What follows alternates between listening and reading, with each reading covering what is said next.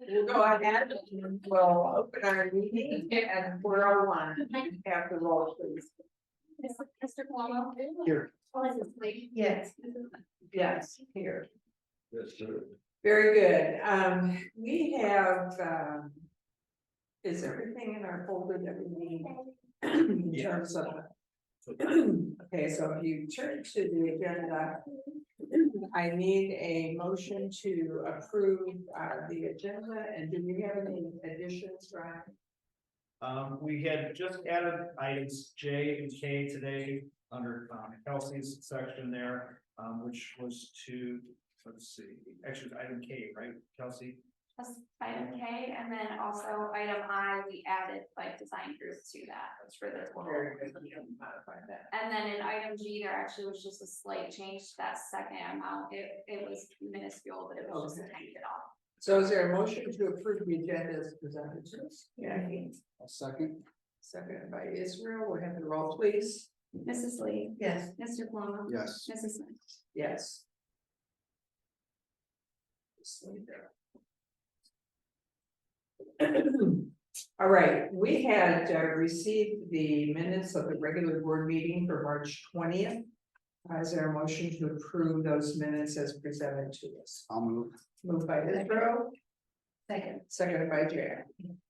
Roll, please. Mr. Cuomo? Yes. Mrs. Lee? Yes. Mrs. Smith? Yes. All right, we'll move on to the sponsors report. Yeah, well, listen, not a whole lot. I think I actually reported this last month. I'm just trying to get through OTES, which is almost wrapped up. And then Ryan and I will sit down for the second site visit, which is always the compliance visit. And this year, I've gotten communication back, which I think was maybe not, we didn't know at the time. Last month, it needs to be a third of the items, so. Well, I know this sounds crazy, but probably about 300 items. I'd say there's roughly around 900 items. Now, some numbers are kind of missed in that worksheet and stuff. We skip numbers, but I'd say roughly around 250 to 300 items we'll have to take a look at. And I will get information from our legal counsel as to what exactly needs to be looked at. But I think we can do that in probably a half day. We're efficient with it. So, once I get that done, though, it will not get uploaded. That will just be for our files if they ever come knock and ask us for it. But we do not have to upload that this year with our exemplary rating and our reprint from some of the. So on June 30th, we don't have anything to. We have nothing on, at the end of April, or excuse me, end of May, or the end of June. We have nothing. Now, like the open assurances we had to do, we still meet monthly, but none of that stuff has to be then uploaded like in years back. Okay. Any questions? We just had our monthly sponsor meeting last week. And I just wanted to remind the board that for the school year, for the next school year, Steve's position is going to be changing. Yes. So more than likely, representation from the sponsor will be via Diane Keegan or Ed Kirk as opposed to Steve. So you'll continue with us for a couple of months then? Yes, I will be here through what is probably June. Okay. And we have to fulfill so many, board meetings that we attend. We might even have that, but I'll continue through June. Then we'll probably start back up in August with somebody else. Okay. And for those of you that don't know, I am moving back into the classroom. My dad has a laundry business. He's getting older, and I don't want to give it up for my kids' sake. So I'm going back to a 182-day contract. Currently, I have a 224-day contract. It makes it next to impossible to mow and do landscaping and things like he wants. So if you know anybody that wants to do any landscaping, let them know that I'm back in business. Wait, you're offering services to our house? Yeah, for a nice price. And everybody, I'm the voice of the track room tonight. Drew Graw's gonna go watch his son Hunter Graw. So I'm heading out. it's a scary thought on me and everybody, but I'm gonna give you my best. So, Thank you. Have a great evening. Thank you. You guys have a good time. Thank you. I'm gonna watch people global out there breaking records. That's right. Very good, thank you. I encourage anyone watching online that if you do want to participate in any part of the meeting, you're welcome to text Ryan or Kelsey, and we'll entertain your input. Otherwise, we'll move on to the board members and liaison reports. And I just wanted to thank everybody for your response about the doors and the walls and things. I really appreciated your speedy replies. I appreciate that. Under legislative report, I just wanted to alert you, there's a lot going on legislatively right now, so be sure you're looking at those notes coming from OSBA. There is a lot happening as far as the budget as well, so I just want to bring that to your attention. I think that was all. Were there any liaison reports? No, I have nothing. I don't think so. Okay, we'll move on to the treasurer's report then. Okay. I've got the pink, or the separate packet that isn't in your folder. And just a quick note, two of our voting items are Delta Dental and American Fidelity. I didn't copy those, because as you can see, they're large packets, I just put them out for reviewing. But I also wasn't super concerned with it, because neither one of them is changing at all. The dental rates are staying the same, and our Fidelity plan is the same. It's just the renewal, so I didn't want to waste trees. Good. Appreciate The that. one time it's not. Right. You can watch the film. Somebody tell them. But so we'll begin with our annual Title I meeting. And since there's no public here, we won't go super in depth. We'll just touch on some of the basics. And I just want to encourage anyone in the public that wants to reach out about our Title I. You can contact Ryan or myself via email, phone call, text at any time. But we also have a public forum on our website where you can leave any input there as well. So Title I provides federal funding to schools to help low achieving students or students who are at risk of falling behind. We're currently school-wide, and this is for schools where at least 40% of students are eligible to receive free or reduced price lunches. We were school-wide last year, I believe, for the first year, and then this is our second year. We currently fund the salary of one general education teacher to achieve our Learning Lab implementation. Our Reach for Success program, we talked about this earlier in the year, we transitioned it out of Title I, we're using our career tech funds for that. We're looking to potentially fund some of our tutors through this program following the end of ESSER or even before the end of ESSER to create a little bit more space in our ESSER fund. We're going to look at this a little bit more closely tomorrow as we finalize our one plan and look at our goals for the next year. Does anybody have any questions about Title I? I think our goal is really to start looking at what our needs are for the students and try and have a further direction with our Title I funds. So that's our goal moving forward. I'll give you a further update, maybe more towards June, as we get our new allocation. Sounds good. All right, we can move on to, we can skip past the minutes. And we will first have our cash reconciliation.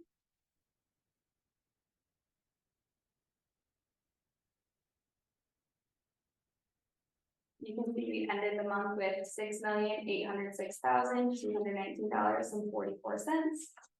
Does anybody have any questions so far? All right. Next, we've got our outstanding disbursement summary, and I actually did want to point out a couple of things on this. The top 3 checks, you can see 2 of them go back to actually last fiscal year, and one is from this fiscal year, but it's from back in December. So I recently sent out a letter with a form just asking them to verify we still have received this payment for this check, these invoices. I was very specific in it, or I gave several options. We did receive the payment, even though it wasn't on that check, just so we can figure out, do we need to void this or pay it or whatnot. The one for TCS Food Service has since been solved. So I'm waiting to hear back from Town Money Saver. If I don't hear from them, I'll call and reach out again. But we're cleaning those up, and then you'll see the next most recent one is from March. So we're pretty caught up in regards to that. Beyond our outstanding disbursements, we have our disbursement summary. There wasn't anything really out of the ordinary that I felt like needed noted, but does anybody have any questions over any specific disbursement? You said, I just, I was looking at Jefferson Health bill that we had, and you said that the increase is only about 12%. For next year, it's actually only 3.61%. Okay, So that hasn't been applied yet. Okay. But that to me was a pretty big relief when I budgeted out on our 5-year forecast that we looked at in November. I paid for 15%. yeah, So the that was 3.61 is awesome. I'm very pleased with that. If we have no other questions, we can go ahead on our spreadsheet.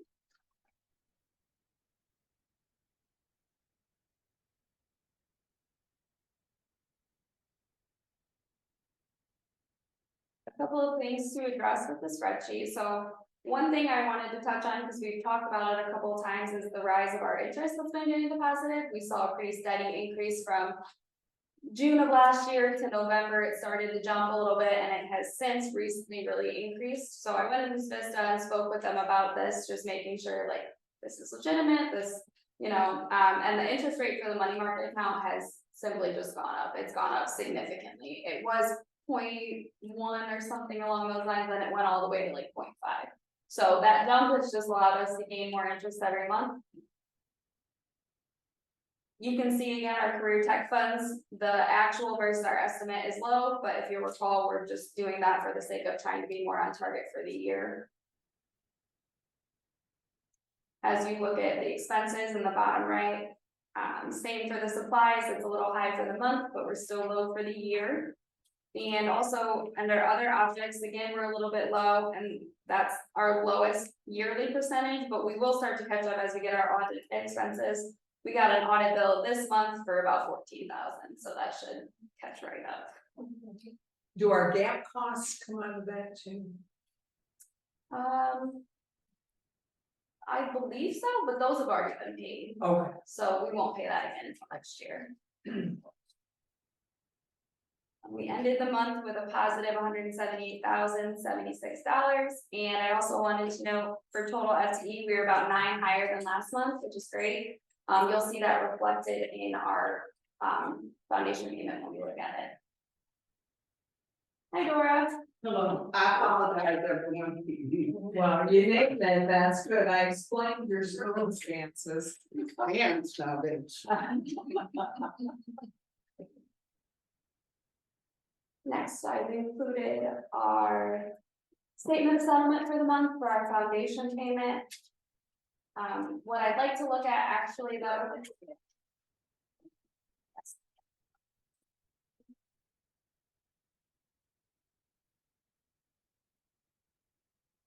There you go. If nobody has any questions over the monthly payment, I'd actually like to look at the next 2 pages, which is our summary for the year. I included both April, the current, and March, just so we could look at side by side how with that change in FTE, our total for the year grew also. So in March, our estimate for the year was $4,885,294.12. And you'll see in April that actually went up to $4,992,793.54.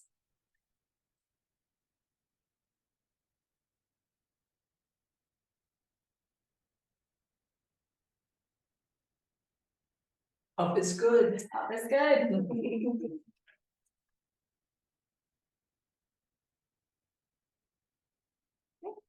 The next item, if there's no questions.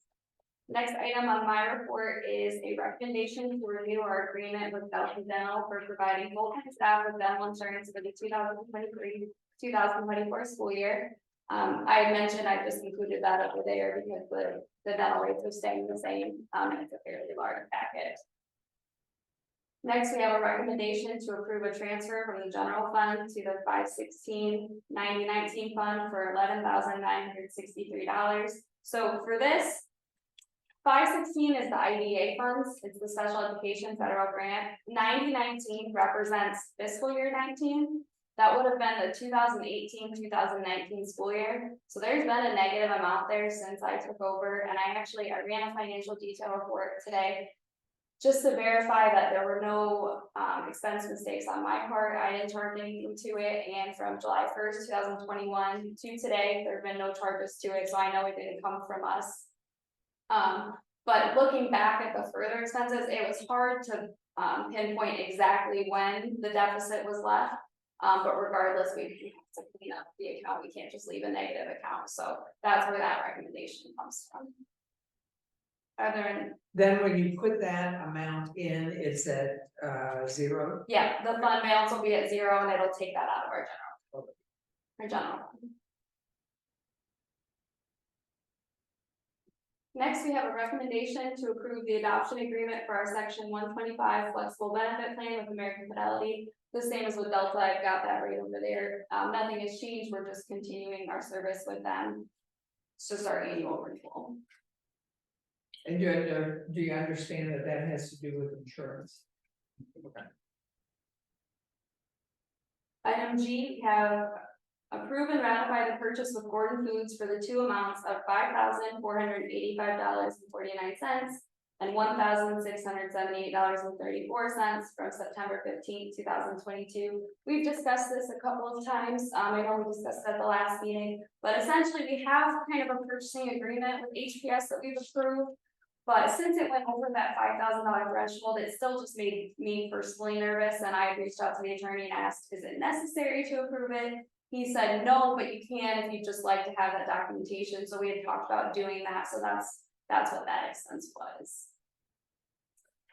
Next, we have a recommendation to approve the renewal of Jefferson Health Plan at the rates presented, so that you actually do have in your packet because those rates are changing.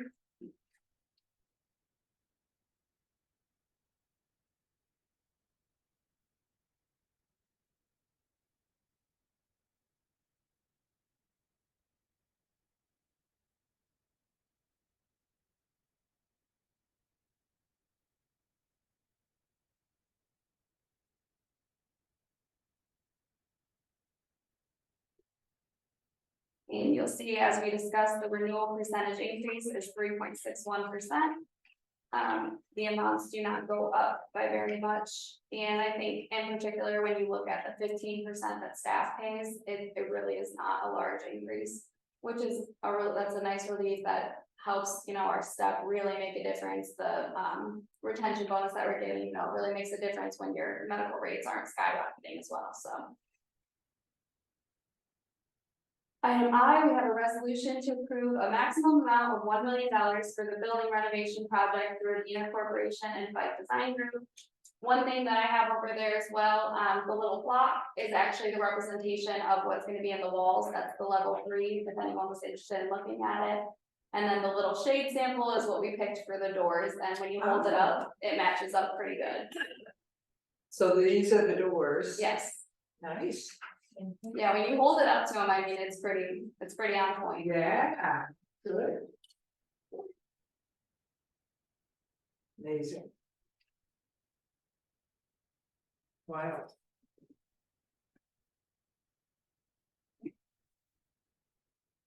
And that's level 3. 3. That's what'll be on the walls. That's for Wow.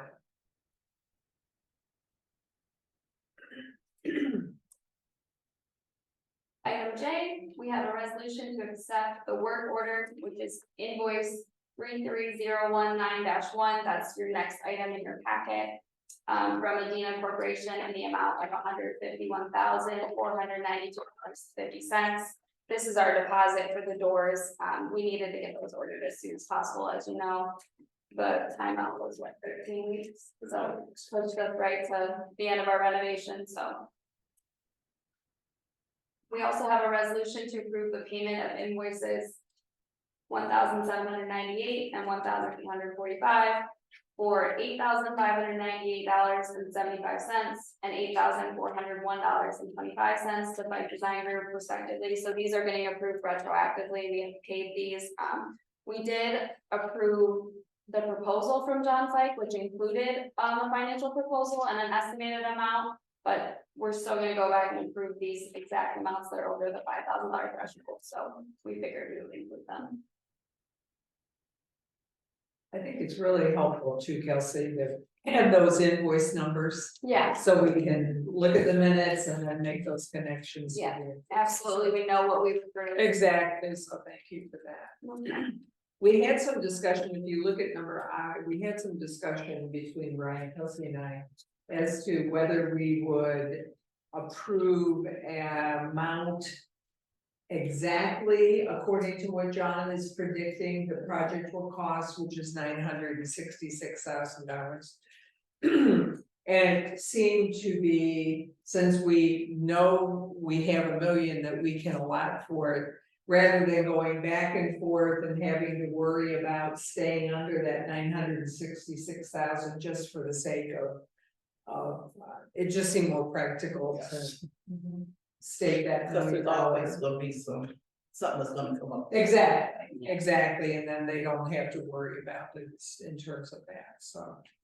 Very good, is there a motion to approve, did you have anything else, Kelsey? That's it. Okay. Did you, that's enough. Did you have any questions? Anyone, is there a motion to approve items A through J of the treasurer's report? Oh, A through K, I'm sorry. I was reading. Oh, So moved by Jackie, is there a second? I'll second. Seconded by Dora. We'll have the roll, please. Mrs. Lee, Yes. Mrs. Grant, Yes. Mr. Pullman, Yes, Mrs. Smith. Yes. That's my fault. I added K and I. No, that's. I have done this. That's not right. It's fine, it's fine. Let's go back to the superintendent's report and your recommendations, Ryan. Okay, thank you. Start with a quick view of our enrollment as of today. So we are at 48 confirmed graduates. We've got some more, I believe, that are pending in the days ahead. However, even with 48 graduates, our enrollment is actually, I think, a little higher than last month. We're at 532 students as of today. Breakdown you can see in your folder here, we have 96 students from Fremont, which is still the highest, Norwalk 74, and Sandusky with 53 in third there.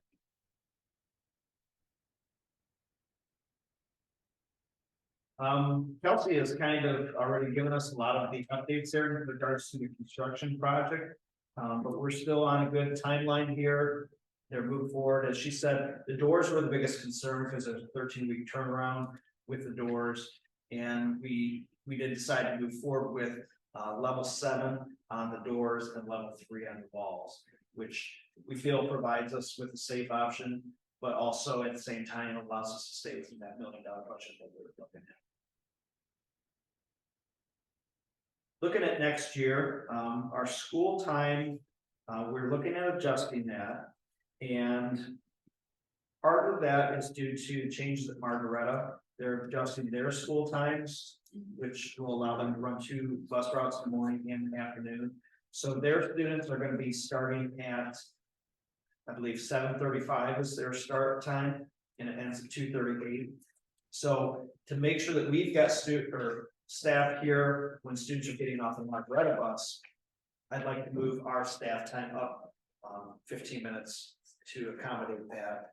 So our staff will now report, if approved, they will report at 7:30 through 3 o'clock every day, and our student time here at the building will be 7:45 to 2:45. And one other thing that we are looking at doing is eliminating the evening hours that we have on Wednesday nights. We do have some students that come pretty regularly. However, with us now having 3 locations and staffing being more stretched out than we have been, it's already difficult for me to get 2 staff members to work those evening hours. And I think it's going to become even more of a challenge as we have more locations that we're trying to cover. I think we still provide students with quite a few opportunities to make it into the building for their portion of in-school attendance as part of the blended learning model. But what we'd like to do moving forward for next year is look at a consistent time of 7:45 to 2:45 for our students here. I had said to Ryan when we talked about this, when we initially set up, if you remember, I'm sure. When we initially set up those evening hours, we were not doing anything online. It was all in person. So now we have the online opportunity, so we're giving the students those options. So it didn't seem as though we were taking school away from students, we were just changing it. Makes sense. Then finally, on information item B there, just like to briefly talk about two part-time or supplemental positions that we'd like to consider this evening for additions. One is the addition of a community liaison position. We've talked about this in the past some, about how there's a need to connect with some of our community partners at a higher level. There are certain areas that we've identified. I had shared the spreadsheet that our staff and our team had worked together on building. We're very strong in Erie County in terms of our connections that we have already established. But when you look at some of the other counties, especially Lorraine County, Ottawa County, maybe even a little bit Seneca County, we have some gaps there that exist. And what I'd like to recommend this evening is that we look at the summer adding a part-time position at $35 per hour at probably 15 hours a week, where we can try to address some of these gaps and make some of those connections that are missing. And then after the summer, go back, view how that's going, and then look if there's a need to continue that for the upcoming school year. So that's the update on the community liaison position. The other one is potential addition of a dean of student supplemental for the Fremont Learning Center, which opened today. So we had a great start. We had at least 13 students I know that were there. I was there until about 1 o'clock. There may have been a couple other students that came after 11, I'm not sure. But we had a good first day there. And as we look to move next year to requiring students to go there that live in Fremont and Fostoria and being there 4 days a week, there's a potential for there to be some discipline problems that pop up. And Shannon Wilson is our dean of students, and then Tara and Ashley also help her with the discipline. And I don't want to take too much from this building here and shift people over there to handle the discipline. Also, we've got the Sandusky location.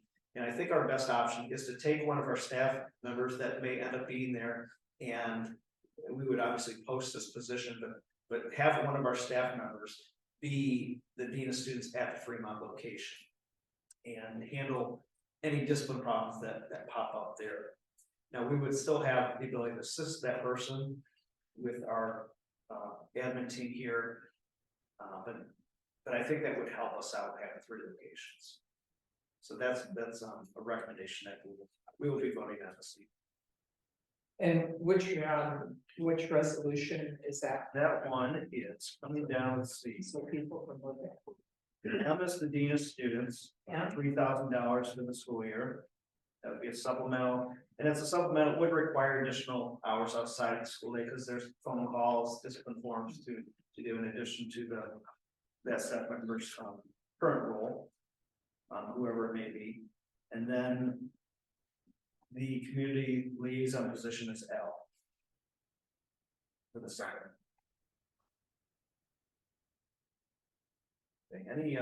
Any comments or thoughts on those information items? What would be the credentials that you think would be needed for that supplemental dean of students? I think it would be a plus if the person has gone through getting their master's in administration.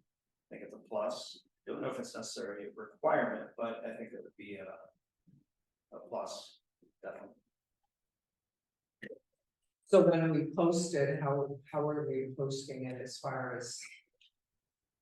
So we post it internally to staff through email. and see what type of response we get there first. Okay, any questions as far as the information? Then we'll move on to the resolutions, right? Okay, item A under new business is a resolution to award high school students upon successful completion of graduation requirement set forth by the state of Ohio. Destiny Bettis, Trinity Betts, Javier Galvez, Will Stevenson, and Jenna Wolf.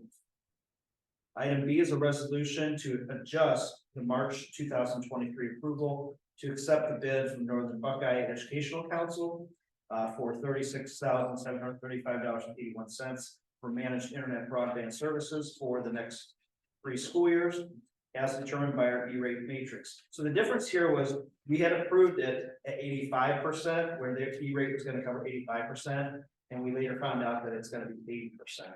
So that's the difference in this resolution, to make that adjustment. Item C is a resolution to approve participating in provision 2 option of the National School Lunch Program for the 2023-24 school year to provide our students with free meals at breakfast and lunch. Item D is a recommendation to approve an agreement with North Point ESC for a shared service contract for the expenditure of school-based mental health services, federal grant funds for the position of guidance counselor, which will begin with the 2023-24 school year and extend through the December 31st of 2027. So we were a part of a grant that a lot of schools in the area were fortunate to receive. Kathy Hall kind of led the this project with the area schools in pursuit of these funds. And for the person that is going to be working here, if approved, her name is Leslie Gaynor. She's finishing her guidance counselor internship at Huron Schools right now. And the salary for that position is $60,000. The grant, however, will take care of the $41,250 of that salary. And then Townsend would be paying $18,750. Say that amount again, please. $18,750. Are we responsible for any? I believe probably the benefits too, probably They don't. 25%, yeah. I'm pretty sure it's 41,000 minutes.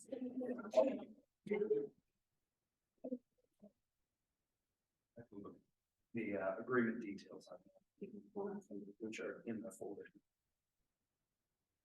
But I believe we have to split the benefits. And then what is the portion of time that that person is gonna be with us? Full time. Full time. Yeah. Full time. 10 months. Are they our employee or are they? They're technically North Point's employee until the grant would end December 31st, 2027. At that point, then we would have to make the decision whether to continue that person's employment as a Townsend employee. So they'll just go like similarly, like. Yeah, so we've got an agreement here, if approved, it's just back in agreement with like the health department and the sheriff's office. Okay, item E is a recommendation then to approve school nurse contract with Erie County Health Department for the 2023-24 school year as presented. Item F is a recommendation to enter into a shared service agreement with Erie County Sheriff's Department for school resource officer services for the 23-24 school year as presented. And are those 2 items coming out of the general fund?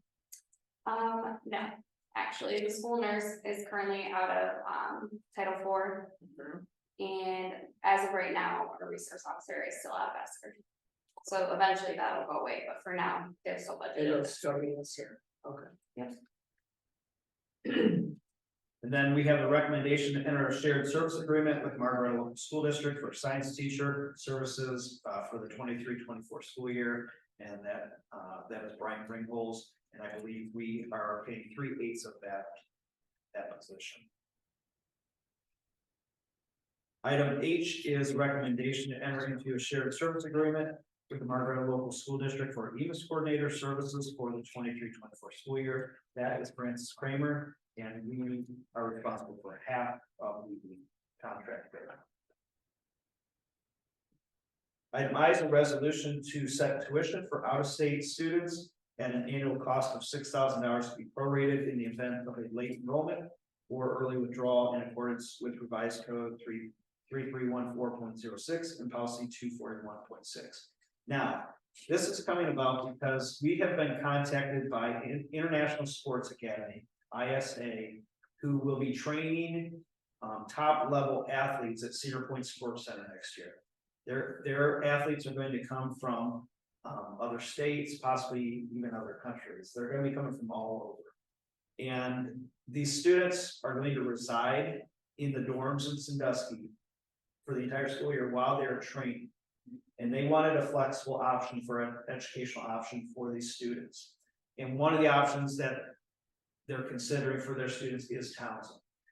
So we've done a lot of work with our lawyers at Dickinson Wright, figuring out what we need to do to make sure we're in compliance with ODE, but also how we can justify those enrollments for those parents who are not living in our 6-county radius or living out of state. So this action item here would require students whose parents live out of state to have to pay tuition because ODE will not fund us for those students if their parents are not residing in the state of Ohio. It is a very tricky situation, but with Dickinson Wright's help, we were able to kind of resolve this. We don't know exactly how many students are going to enroll with us. There's potential, I think, to have like 20 or more athletes, but at the same time, they may choose to go to Townsend, or they may choose, let's say, St. Mary's, or another option that's out there. But they pursued us, they came to us because they felt that Townsend would be a good option for a lot of their student athletes. I believe, I heard the other day they had 23 students. Oh, really? Okay. And Cedar Point did put them in contact with Cedar Point Sports Center, recommended that they reached out to us. So that's where item A is, or I is coming from. And then if we move on, item J is a motion to repeal policy 339 and to repeal and replace policy 148.7-1 with a revised travel policy and travel reimbursement as presented. This also is in your packet. So what we've done is we've kind of taken a policy that was revised maybe 5 years ago, I think in 2018, and we've cleaned the language up even a little bit more here, and made some small adjustments to make it pretty clear that any travel that takes place to or from the home, let's say the home to the work site or the work site to home, is not claimable. But anything that goes from the school site to another school related location is claimable. So for example, if a teacher is coming here to work and then is assigned, let's say, to Fremont location, their drive into Townsend is not claimable. Their drive to Fremont is claimable. And then if they're going from Fremont to home, even if that drive is to Sandusky or Huron, that is not claimable. So it's just strictly the trip to and from school related activity or locations, I should say. Any questions on that policy? I just want to point out, there's 3 dots at the end of the policy. There's a little bit more of the policy they copied what we revised. But there's a little bit more in terms of transportation reimbursement for disabilities and that kind of thing. So you'll want to add that whole part of it. I did not include that when we were talking about revisions because it seemed fine. But I want to make you aware of that. To be sure that we get the whole policy.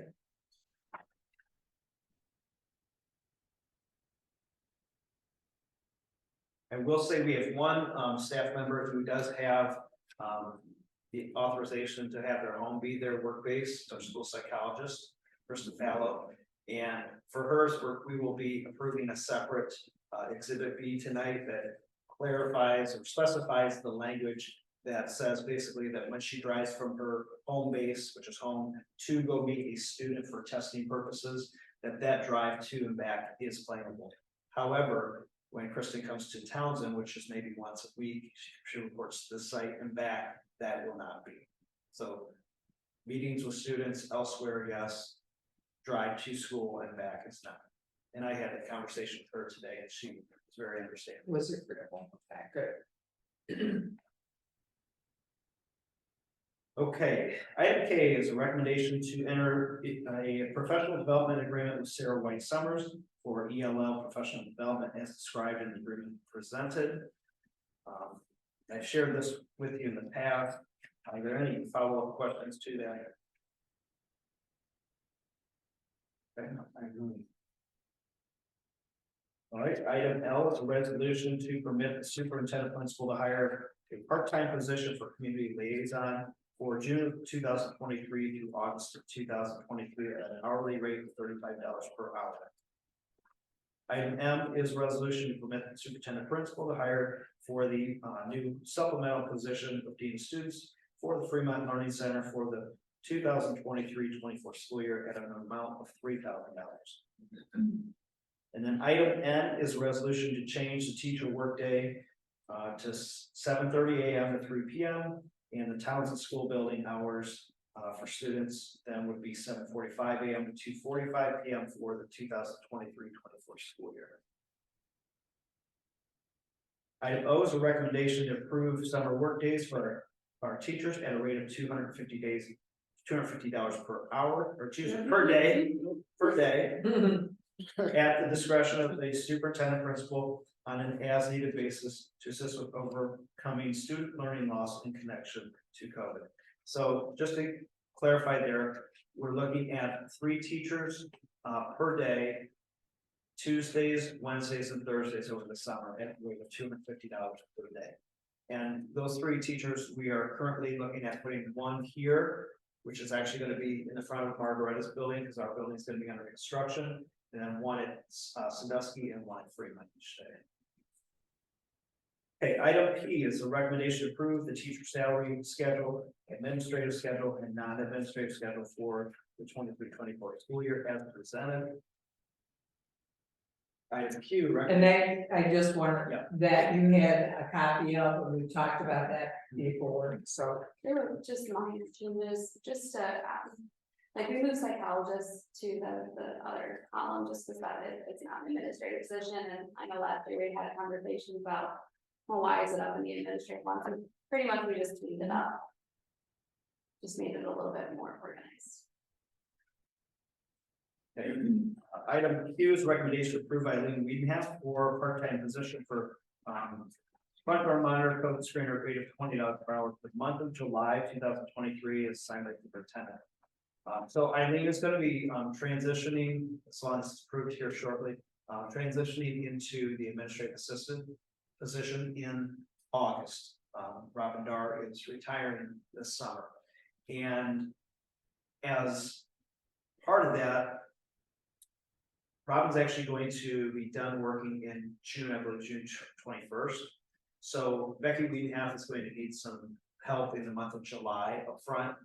So we'd like Eileen to continue to have some hours in July, to help bridge that gap between June and August. She's still going to have a need of kind of redirecting students over to Margaretta, where we're going to be meeting, as well as helping with some other duties that she's already assisting with in terms of administrative or assistant. So that's the reasoning behind the request there, to give Eileen some hours in July, which her current contract does not allow. It ends in June. Item R is a recommendation to approve of the following administrators for 230-day contracts for the 23-24 school year, including administrative staff Exhibit B. All eligible employee contracts will increase 1 step per current board approved salary schedules. Ashley Hermes, Special Education Coordinator, Tara Kaiser, Student Services Coordinator, and David Stubblebine, Technology Coordinator. Item S is a recommendation to approve the following certified staff for a 202-day contract for the 23-24 school year, including psychologist, non-administrative Exhibit B. Same thing. The eligible employee contract will increase 1 step per current board approved salary schedule. That is Kristen Fallows, school psychologist. And then item T there is a recommendation to approve the following certified staff for contracts for the 23-24 school year, including non-administrative exhibit B. All eligible contracts, employee contracts will increase one step per current board approved salary schedules. I'm just going to read the names off for these. Karen Berg, Zach Coe, David Faulkner, Jill Hughes, Brandy King, Kristen Kovac, Janelle Kowaleski, Ken Miller, Johanna Piaski, Sherry Ransom, Tim Roth, Chris Shear, Chad Bogo, Carrie Wiedenhaft, and Shannon Wilson.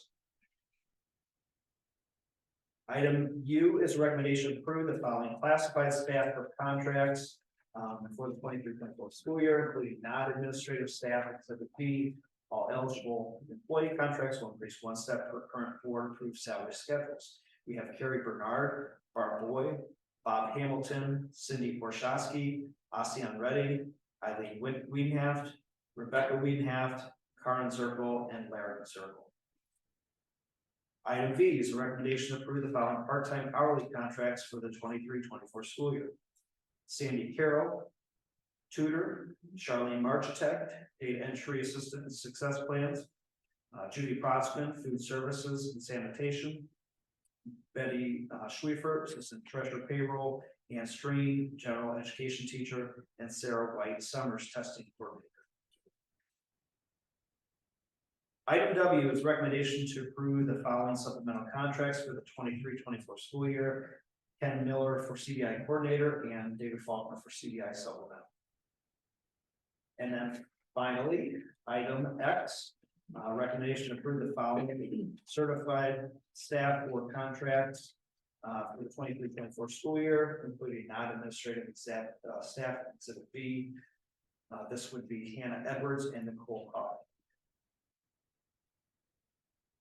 I happen to think we need to add a Y, which is a recommendation to change the meeting time of the board meetings to 7 o'clock, starting in May. We make that shift to accommodate people. It's at 7 p.m. Right, Starting in May. pardon me, Starting in May. in May, right. That is item Y. And then we jump back to an earlier time when the time allows, and I think that is a help to you, isn't it, not to be here quite so. For 4 o'clock or fine. Or was it fine? Okay. So we have to, I mean, that's open for discussion, to be sure. But that was a recommendation, we've done that in the past, to move it to 7 o'clock. I know, I like it at 4 o'clock because I think it's helpful for school personnel to be able to be here. When I think of the time that we're at 7 o'clock, we're not in school for much of that time, we jump back to 4 o'clock, but. Is that gonna be a problem for at least the next few months? To come at 7? Well, I'll go along with whatever the board decides, but personally, I'd like to see it stay at 4 myself. But I'll go along with the majority of the board members. Okay. And you prefer 4? I prefer 4, so I'll go along with whatever. I'm good with 7. You know what else can't. For sure, Right, climbing wise, so. well, let's see how it goes for the next couple of months, and then if we need to bounce back at the time that school starts in September, we can consider that. Okay. So, all right. So we have these resolutions before us. Is there a motion to approve resolutions A through Y? I don't think we've ever had one. So you couldn't come up with one more?